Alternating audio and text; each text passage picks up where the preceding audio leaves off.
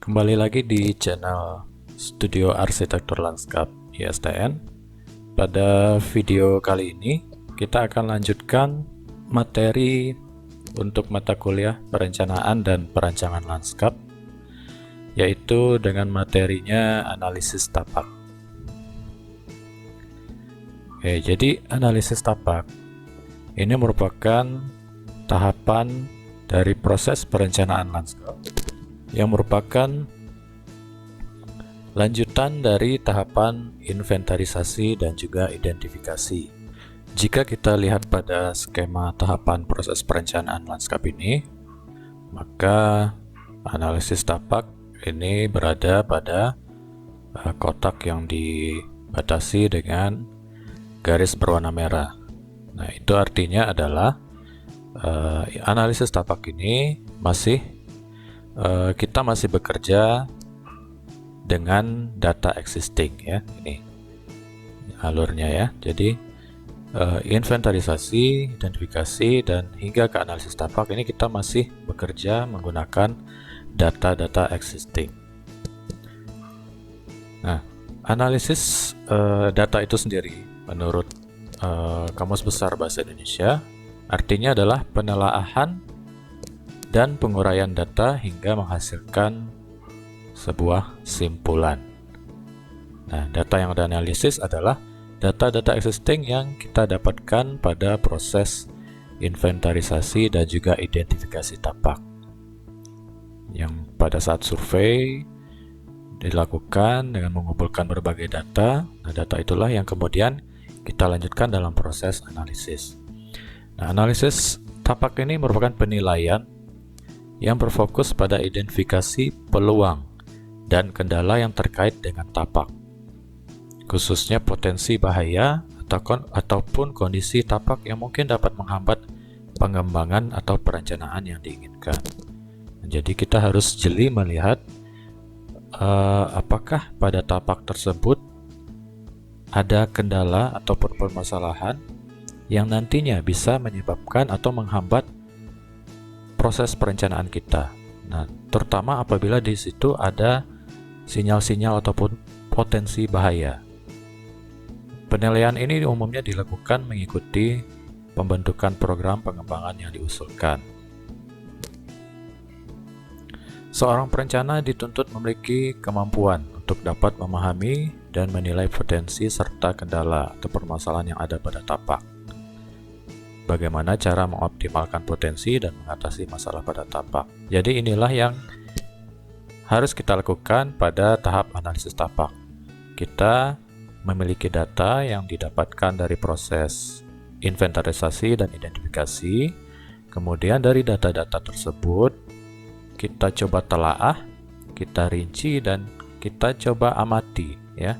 Apakah pada data-data tersebut, data-data tapak tersebut itu terdapat potensi ini artinya yang punya nilai plus, ya, nilai lebih, ataupun kendala dan masalah, ya. Nah, yang nantinya adalah yang akan kita lakukan adalah bagaimana cara mengoptimalkan potensi tersebut, ya, dan masalah yang ada tersebut bagaimana cara mengatasinya nanti. Kurang berhasilnya suatu karya desain lanskap itu disebabkan oleh ketidakmampuan perencana dalam mengidentifikasi masalah dan ketidakmampuan dalam menyelesaikannya. Nah, jadi ini kadang sering terjadi pada prakteknya, di mana sebuah lanskap yang dihasilkan itu terkadang masih menimbulkan masalah di kemudian harinya, ya. Jadi ini merupakan akibat dari mungkin adanya ketidakjelian ataupun ketidakmampuan dari seorang perencana lanskap dalam melihat masalah, ataupun juga bisa masalahnya teridentifikasi namun tidak dapat diselesaikan dengan baik secara desain lanskap, ya. Nah, jadi ini sangat penting tahap analisis tapak ini karena menentukan keberhasilan nanti dalam karya desain kita. Nah, pemanfaatan potensi dan penyelesaian masalah disesuaikan dengan tujuan awal perencanaan. kembali lagi analisis ini tentunya kita harus melihat tujuan awal dari perencanaan ini untuk apa ya. Lanskap tersebut akan direncanakan seperti apa, fungsinya untuk apa. Guna memudahkan identifikasi atau penilaian tersebut, maka dapat dilihat pada beberapa aspek data yang sudah dikumpulkan. Jadi agar kita lebih mudah dalam melakukan analisis, maka kita dapat menganalisisnya secara parsial ya, sesuai dengan aspek-aspek yang sudah kita bagi, tentunya berdasarkan data-data yang sudah dikumpulkan juga pada tahapan inventarisasi, seperti misalnya ada data batas tapak ya. Batas tapak ini berhubungan dengan kondisi existing di mana area-area yang berbatasan langsung dengan tapak yang akan direncanakan ya, baik di utara, di selatan, timur, dan baratnya. Tentunya akan memberikan pengaruh ataupun terdampak terhadap perencanaan yang akan kita lakukan. Kemudian data biofisik dan sosial budaya juga perlu kita lihat bagaimana iklim, kondisi tanah, suhu, kelembaban, dan sebagainya ikut mempengaruhi tapak, dan juga sosial budaya ini berhubungan dengan karakter masyarakat, kondisi masyarakat, dan sebagainya ya, perlu ditelaah lebih lanjut. Kemudian tautan lingkungan ini berbeda dengan batas tapak ya. Kalau tautan lingkungan ini tidak memiliki jarak ya, tidak memiliki batas jarak dengan tapak ya. Bisa jadi lokasinya berada pada radius sekian kilometer dari tapak, namun memiliki dampak ataupun pengaruh yang cukup signifikan terhadap perencanaan kita. Misalkan pada radius 3 km terdapat sebuah gunung yang memiliki pemandangan yang indah. Nah, tentunya pemandangan tersebut dapat dimanfaatkan ya dari dalam tapak kita sebagai good view misalnya. Nah, itu contoh salah satu tautan lingkungan. Kemudian sirkulasi terkait dengan sirkulasi kendaraan dan manusia ya, baik yang di dalam tapak jika memang kondisi existingnya ada jalur sirkulasi di dalamnya, namun jika tidak kita hanya menganalisis sirkulasi di luar tapaknya seperti apa ya. Jadi ini nanti akan berhubungan dengan masalah aksesibilitas ya, aksesibilitas untuk menuju ke tapak kita. Kemudian drainase ini terkait dengan hidrologi ya, aliran permukaan, kemana air akan mengalir ya, dan dialirkan kemana, baik itu kondisi existing maupun yang nanti akan direncanakan itu seperti apa, apakah akan menjadi masalah kemudian hari. Nah, itu perlu dilihat. Kemudian juga topografi apakah landai, curam, dan apakah menjadi potensi ataupun kendala ataupun menjadi masalah pada saat ini. Ini juga perlu dianalisis. Kemudian penggunaan lahan maupun penutupan lahan ini juga bisa memberikan pengaruh baik pada visual maupun kepada penggunaan lahan yang akan direncanakan nanti ya. Visual ini bisa visual di dalam tapak dan visual di luar tapak ya, keluar tapak. Jadi kita akan menganalisis bagaimana bad view dan good view ke arah dari luar ke dalam maupun dari dalam tapak ke luar tapak. Kemudian juga utilitas, keberadaan utilitas baik existing maupun yang nanti akan direncanakan seperti apa.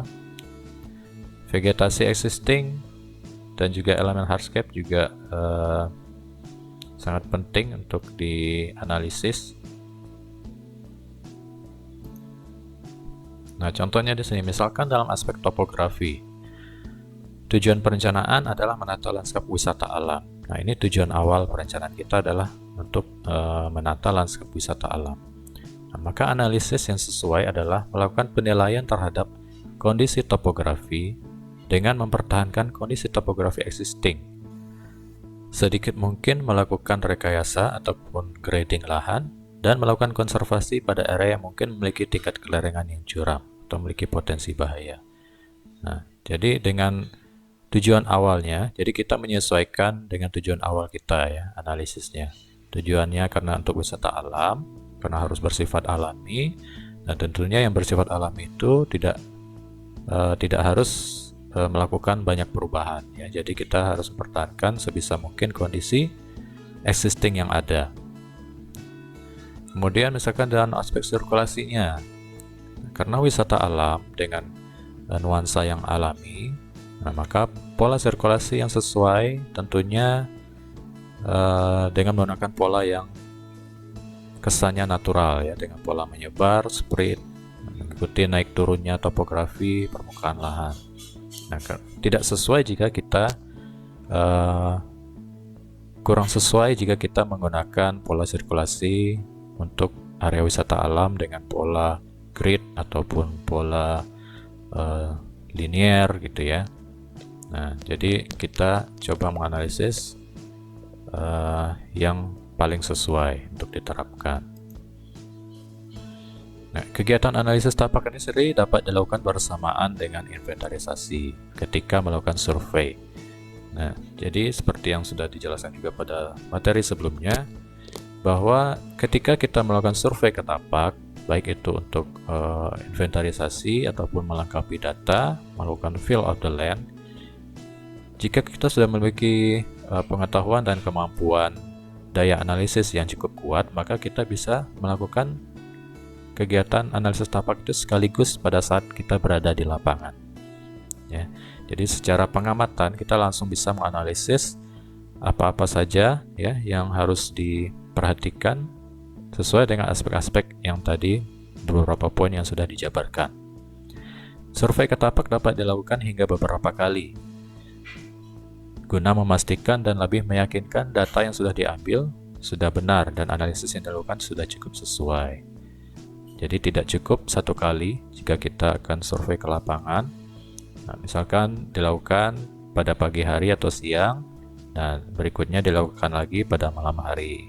Tentu kondisi ini berbeda, jadi kita bisa melihat dinamika perubahan yang terjadi pada tapak maupun di daerah sekitarnya. Lalu kegiatan survei ke tapak harus berbekal peta dasar. Jadi harus punya peta dasarnya sebelum ke lapangan, dan juga harus mendapat informasi awal dari owner atau klien. Jadi kita juga harus berbekal informasi yang diberikan oleh owner kita ya sebelum kita terjun ke lapangan. Nah, data-data hasil analisis tapak itu nanti biasanya disajikan dalam bentuk peta ya, peta spasial maupun diagram-diagram ataupun deskripsi laporan yang berisi tadi mengenai potensi dan juga kendala pada tapak.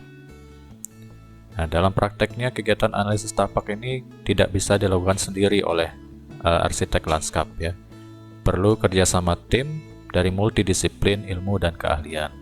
Contohnya, misalkan data tanah tentunya perlu dianalisis di laboratorium, tidak bisa dilakukan oleh seorang arsitek lanskap. Kemudian data hidrologi perlu dianalisis oleh seorang ahli di bidang hidrologi dan sebagainya ya. Nah, jadi untuk skala perencanaan tapak yang luas, ini biasanya kita bekerjanya multidisiplin ya dalam sebuah tim. Namun untuk perencanaan tapak skala kecil, sebagian besar data ini dapat kita kumpulkan sendiri dan juga dapat kita analisis sendiri maupun dalam beberapa orang ya, dalam kelompok kecil atau dalam tim kecil. Sebagian data dapat dianalisis dengan menggunakan metode-metode analisis yang relevan. Misalkan data visual bisa kita analisis menggunakan metode contohnya SBA ya, Scenic Beauty Estimation, untuk menilai kualitas persepsi terhadap estetika suatu pemandangan gitu ya. Mungkin data-data sosial bisa kita gunakan metode FGD, Focus Group Discussion, untuk mendapatkan data-data yang diperlukan dan juga kesimpulan yang bisa kita hasilkan untuk analisis data sosial dan lain sebagainya, masih banyak lagi. Nah, ini adalah salah satu contoh penyajian hasil analisis tapak secara spasial ya. Jadi ini peta dasar yang kita bawa ke lapangan. Kemudian di peta ini kita coret-coret ya dengan simbol-simbol yang menunjukkan misalkan ini adalah mungkin arah angin ya yang warna biru, arahnya dari sini ya. Jadi ditandai langsung di peta. Kemudian ini yang berwarna hijau mungkin ini adalah kumpulan pepohonan ya, pepohonan tinggi, tall trees. Di sini juga ada pepohonan. Nah, di sini ada enclosed view, jadi di sini pemandangannya tertutup ya, tidak bisa melihat ke arah luar. Nah, ini adalah pergerakan mataharinya ya. Jadi kita tandai langsung dan diberi simbol pada peta. Oke. Nah, ini contoh lainnya. Kembali lagi dengan penyajian secara spasial dengan simbol-simbol. Ada arah angin, orientasi matahari, sirkulasi, ada bising ya. Tanda bising jika ada kebisingan di sekitar tapak. Kemudian juga disertai foto, dilampirkan foto yang menunjukkan mungkin keberadaan bangunan existing ataupun sebuah good view maupun bad view pada tapak. Semuanya dicatat ya dan digambarkan di dalam peta dasar.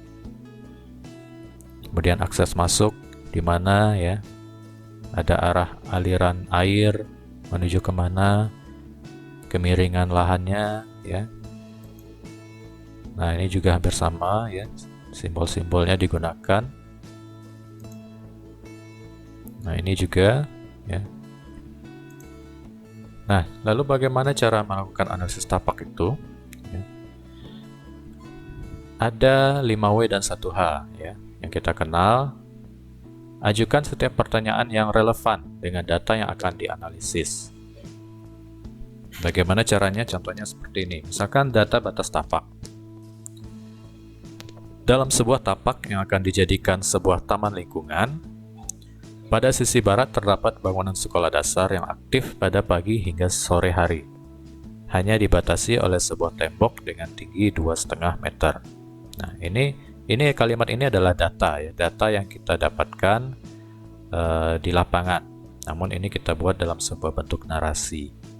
Nah, datanya seperti ini, data inventarisasi kita ya dan identifikasi. Kemudian kita harus bisa melihat masalahnya apa di sini. Nah, ini mengenai batas tapak ya. Nah, masalahnya di sini adalah aktivitas pada taman mungkin dapat mengganggu kegiatan belajar nantinya. Nah, jika tapak ini nanti akan sudah menjadi taman, maka mungkin aktivitasnya bisa mengganggu kegiatan belajar mengajar di sekolah ini, atau justru sebaliknya, ya kegiatan di sekolah ini bisa mengganggu aktivitas di taman, ya. Nah, ini permasalahan yang bisa kita lihat. Nah, lalu kita harus mencari solusinya. Solusinya bisa kita buat beberapa alternatif. Yang pertama, misalkan mungkin solusinya adalah pengaturan ruang pada taman yang tepat. Jadi kita harus bisa mengatur ruang di dalam taman itu agar masalah ini tidak terjadi. Yang kedua, memberi buffer pada area yang berbatasan dengan bangunan sekolah. Nah, jadi bisa juga kita beri buffer berupa mungkin tanaman ya.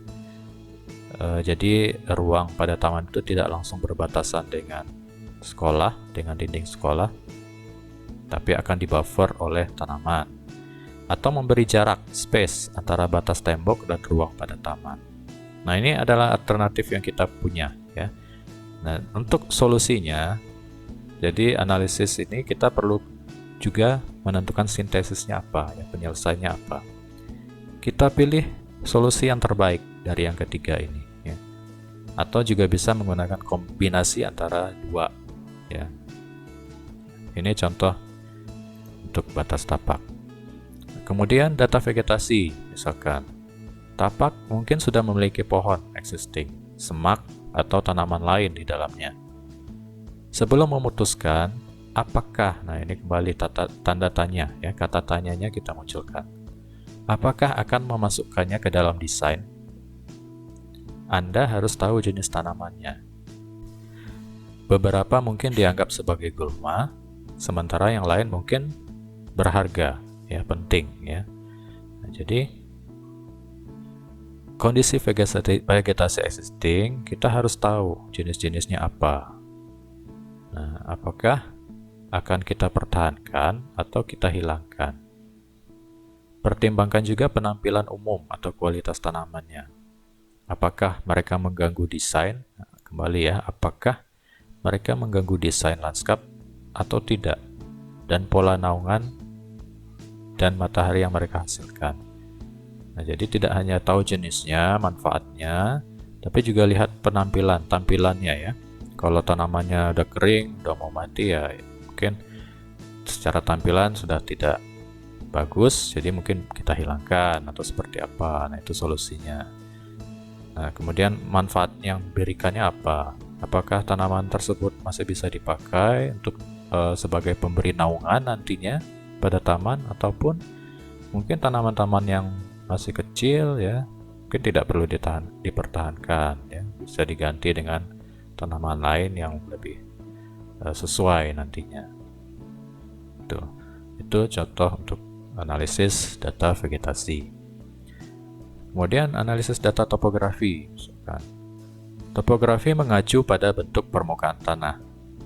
Sebagian datar, sementara yang lain memiliki berbagai bentuk tanah, ada yang landai, bahkan ada yang curam. Nah, ini penting untuk memutuskan apakah topografi yang ada dapat dipertahankan atau apakah itu harus dimodifikasi sesuai kebutuhan lanskap yang direncanakan. Nah, seperti tadi ya, topografi, kita harus melihat apakah kondisi topografi pada tapak kita saat ini itu sudah sesuai untuk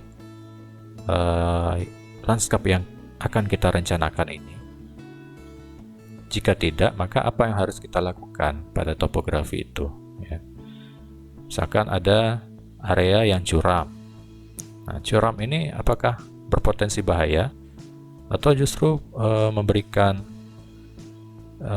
manfaat ya secara visual mungkin. Nah, ini dianalisis. Lalu misalkan kita akan membuat area pada tapak berupa lahan parkir. Nah, tentunya kita harus melakukan grading lahan ya, modifikasi. Jadi kita perlu mencari area yang datar untuk area parkir, atau jika tidak ada yang datar, mungkin area tersebut yang sedikit landai yang mungkin bisa kita lakukan sedikit modifikasi supaya bisa dijadikan lahan parkir. Dan tidak mungkin area yang curam akan kita pilih sebagai area lokasi parkir. Jadi kita harus melihat sesuai juga dengan kebutuhan ruang yang akan direncanakan. Jadi kira-kira begitu untuk proses tahapan analisis tapak dengan beberapa contoh tadi, cara penyajian maupun cara memahami dan juga melakukan penilaian terhadap data-data tapak yang sudah kita kumpulkan. Baik, untuk video berikutnya akan kita lanjutkan dengan materi analisis fungsi yang merupakan lanjutan dari proses analisis tapak. Oke, terima kasih.